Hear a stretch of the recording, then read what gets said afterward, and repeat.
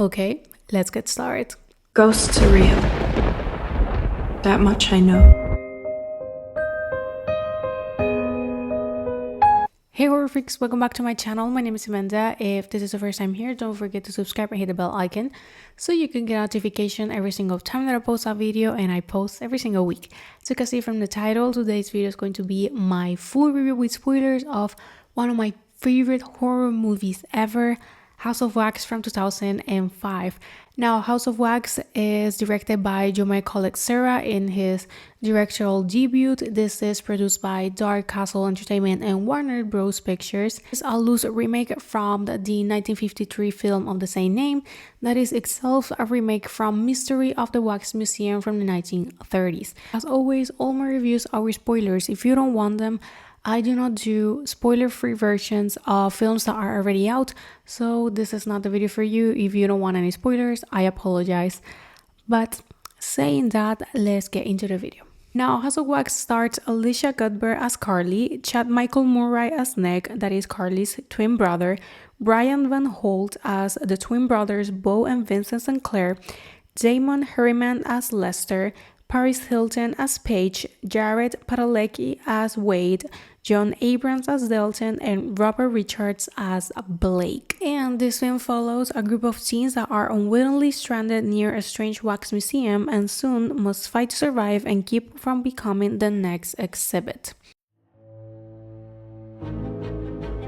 Now, to give a summary of the story, the film is going to follow Carly, her boyfriend Wade, and her twin brother Nick, with her best friend Paige, her boyfriend Blake, and their other friend Dalton.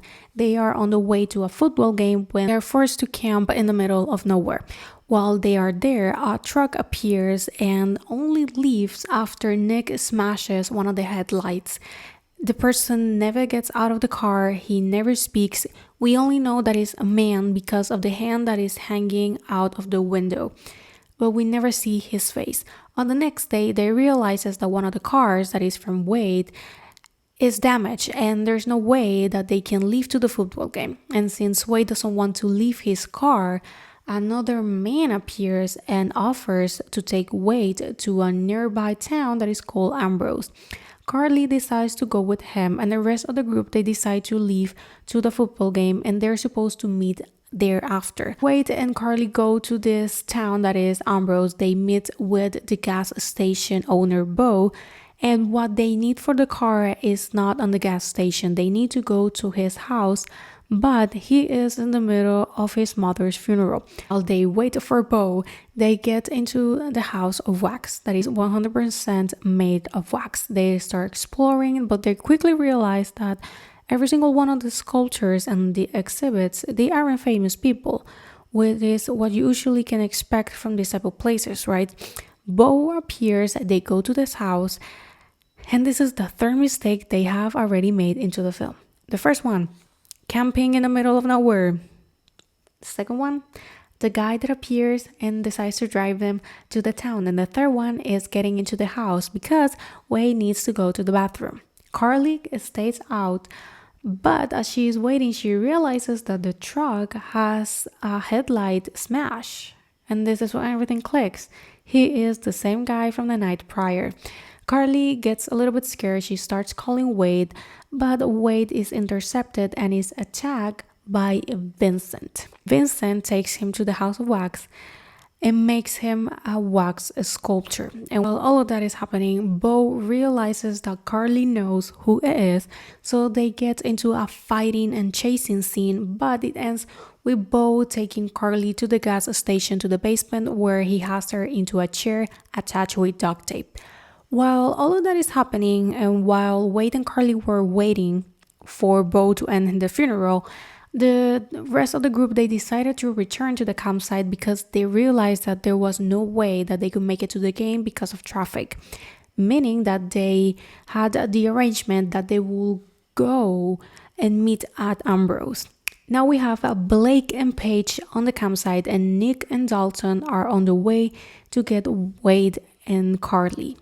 And while Carly is getting attached to the chair on the gas station, Nick and Dalton are already on Ambrose. They decide to split. Dalton ends on the House of Wax and gets killed by Vincent. Nick realizes what is happening. He saves Carly, but Carly loses a part of her finger in the process.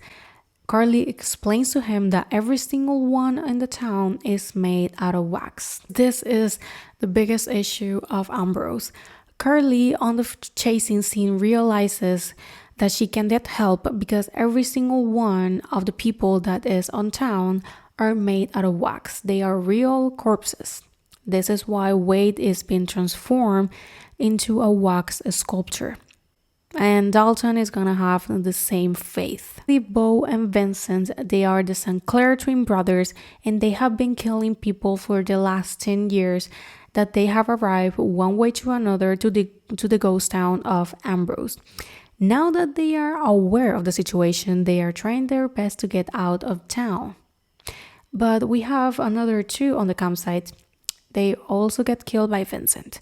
Vincent takes the corpses, he brings them to Ambrose, but they are never transformed into a wax sculpture. And that we have Nick and Carly against Bo and Vincent. Twin brothers against twin brothers. Poetic, if you ask me. But the film concludes with Carly killing Bo. With the help of Nick, they both kill Vincent. They set on fire the whole House of Wax. The police appears because of the fire. This is when they realize that they have been doing this for many years, that the town is not even on the map. They leave on an ambulance. While we're seeing them leave, we hear one of the agents telling the police officer that the St. Clairs, they had a third brother. And at the same time that we're seeing Carly and Nick go, we have a shot of the man that appeared earlier and drove them to Ambrose, that his name is Lester. And he waves Carly, and that's how the film ends. Now going straight into my review and my opinion, the film was heavily criticized when it first came out because it's not original. Of course, it's a remake because of the acting. It's very generic, but it was praised by the atmosphere that it creates. And that's one of the things that I like the most. The film is able to create a very good, intense atmosphere. And yes, it is a generic slasher. But in my opinion, it feels original enough because yes, it's a remake, but the only thing that takes from the one from the 1950s is probably the ending of the wax sculptures burning, the fact that one of the owners of the wax museum is in a mask made out of wax, and the name. But for the rest, I think that the story is pretty original. Now, the second thing that I like getting into the story, it's the foreshadow. This is something that you can only pick up if you have seen it, not if I am telling you about the film. Since from the very beginning, we have details that at first they don't seem that important, but they will click very soon since the film is able to have some foreshadow moments, but they aren't that hard to get. The film is not that complicated, being honest. It's very easygoing and hella easy to understand. Being honest, if you don't get the details and the plot twist, you weren't paying attention. The very first start, the opening scene is Bo and Vincent with their parents. We don't see their faces at this moment. We don't know that they are Bo and Vincent. This is later confirmed by the chairs that they are. We see the names and the very important detail that are Bo's wrist and his scars. As a child, he didn't behave very well, meaning that Trudy, that is his mother, will attach him to a chair with belts and duct tape. He will move his wrist and he will cut, leaving scars. Then when he is on the campsite, we see the hand with the scars. And then Carly sees the scars once again. So everything clicks together for the viewer and for the characters in a very easy way. And it's not hard to see. Like seriously, this is the type of details that you didn't saw them because you weren't paying attention. The second foreshadow that this film has is the way that Bo and Vincent are going to die. Bo and Vincent, they were conjoined when they were born, meaning that Vincent was attached to Bo's head. As a result, Vincent has a part of his face that is completely missing, and this is why he wears a mask made out of wax. We don't see him without the mask until the very ending because Nick removes it during the fight. And we even seen some pictures of them as kids. Now, Trudy, that is their mother, she's the one that created the whole House of Wax since she was the artist at the beginning. And she had a sculpture of the two of them as babies on a crib. At some point into the fighting scene, Vincent cuts throughout the middle of the babies. This is a very fun detail since they are being slashed the same way that their father, since he was a doctor, he did on the surgery. And then when Nick pushes Vincent and he dies, he ends on top of Beau's corpse, meaning that they are dying co-jointed the same way that they were born. This is a detail that the first time that I saw this film, I blew my mind. Because like I said, it's very easy to catch. I was a child and I catch that detail so damn fast that I was so damn impressed. I was hella impressed the first time that I saw this film. I felt in love with this film from the very first moment that I saw it. The other thing into the story that I truly like is the plot twist. Not only the fact that Beau and Vincent, they are brothers and the ones behind everything, also Lester. Film never gives a hint that there is a third brother. Lester appears out of nowhere. He doesn't give that much details and he just leaves and we never see him again until the very ending when the police officer is telling to the other that they had a third kid and that it was Lester. And it's not even said explicitly. It's the moment when Carly is looking at Lester when they're leaving town and we're having the voice of the sheriff. I think that is a very smart way of saying, hey, one last plot twist before we leave. For me, it's smart. I never saw it coming. To this day, it still surprised me. The film is worth rewatching. Once you have seen it and you know every single detail, when you rewatch it, of course, you're going to catch things a little bit easier and faster, but never gets old the feeling of surprise when they are revealing Lester. The film is also very fast-paced. It goes straight to the point. Like I said, it's very easy to understand. Is to have a very good time. The soundtrack is amazing. It features songs from bands like Deftones and My Chemical Romance, and I think that it really fits. Also, the score really helps with the atmosphere building. That they did a hell of a good job. At the same time, I understand and get why the film was so heavily criticized. My biggest issue with the film and the thing that I dislike is the use of CGI. This is something that I have said before. I do not like CGI in horror. I understand when they have to use it.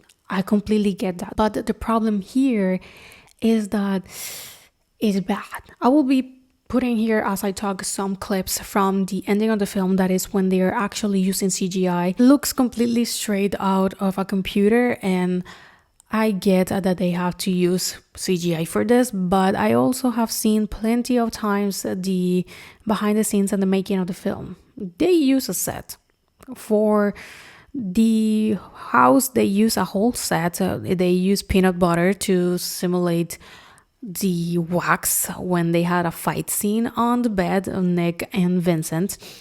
And the only thing that they use as CGI is the fire, the melting, and of course, the ending when we see them going down into the middle of the letters that said House of Wax. But for the rest, I think that they use a pretty good amount of practical effects and sets. So this is why it's so surprising that the CGI looks so bad. When I get that it's 2005, of course, at this point, we are so many years ahead that we have seen it all. And of course, this film doesn't age well. And that part, at least on the CGI, it doesn't age well. I can forgive because I love the film with all my heart. But if I have to say, and being 100% honest, the CGI is awful.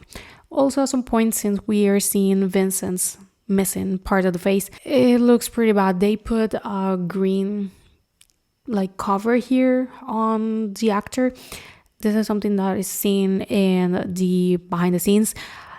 But it it was poorly made, but like I said, I understand it's 2005. We can expect that much. Not lie either. It didn't age well. In terms of the acting, I think that they did a pretty standard job. I think that they were okay. I don't think that they were that bad either. Paris Hilton was a huge part of the marketing of the film. Her death was even part of the marketing strategy and campaign. They literally put to see Paris Hilton died. I think that works pretty well, since also her death scene is one of the best ones in my opinion. I think that they were pretty creative with what they did with her. I think that she plays the part perfectly. Now, as a fun fact, this film actually had an alternative opening scene that shows a woman that gets stuck in the middle of the road. Bo appears, kills her, and then we see Vincent making her as a sculpture.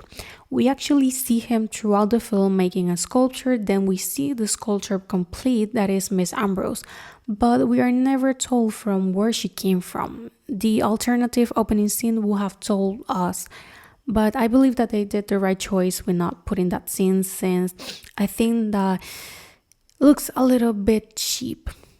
Just for a little bit, like the scream that they use for her is the generic scream that we have heard so many times. It takes away from the film. I think that they did the right decision with using the original opening scene. Now, in my personal opinion, I think that this film, yes, is generic, but it's worth watching. It's so bad that it's good. It gets into that category. I love it with all my heart.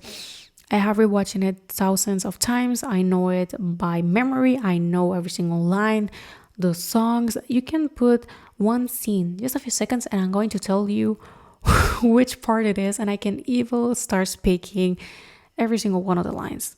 I love this film so damn much. So this will be a recommendation, although yes, it has bad reviews, but I am telling you, it's worth watching. I would like to see a prequel. I'm not gonna lie, I think that the story has the potential, since there are so many details of the St. Clairs that we're missing, because they became orphans when they were little kids, and then they start somehow killing people in Ambrose. I would love to see how they started, how they decide who was going to be the killer, who will be driving people, and of course Vincent was a talent. I think that will be pretty cool to see. Of course, I don't think that will ever happen. Vincent is also, in my opinion, a very good and underrated slasher killer. He reminds me a little bit to Leatherface, since they are both used by their family to fulfill their own desires, that in this case of Leatherface is killing to eat, and because they're kind of crazy, and in the case of Bo is because he's kind of a psychopath, but they're kind of similar. I don't know if Vincent was inspired by Leatherface, but they are both kind of misunderstood. They are forced by their families to do things that they don't want to do.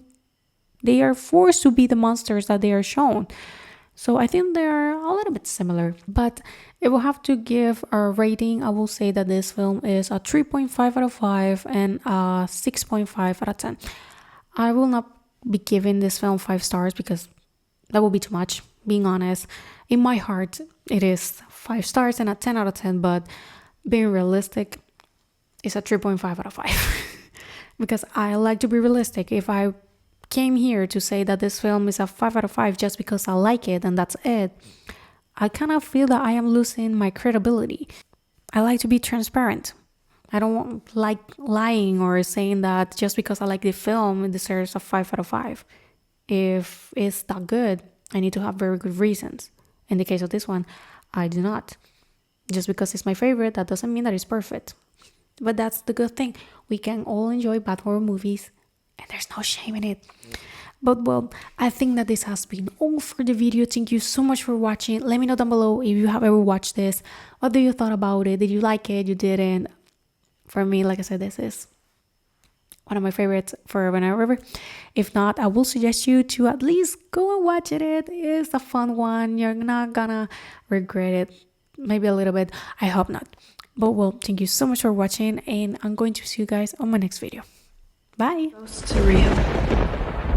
That much I know.